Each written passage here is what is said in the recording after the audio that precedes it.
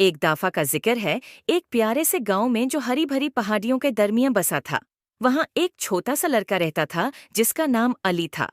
अली हमेशा नए एडवेंचर्स और छुपे हुए खजाने तलाश करने की तलाश में रहता था।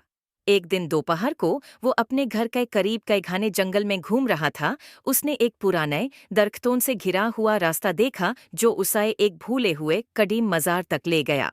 अंदर मजार में अली को एक अजीब सा बर्तन मिला जो एक नरम जादू भारी रोशनी से चमक रहा था। बर्तन पर नफीस नक्श थे जो इस रोशनी में चमक रहे थे। दिलचस्प होके अली ने बर्तन उठाया और इससे एक गरम राहत देने वाली ताकत महसूस की।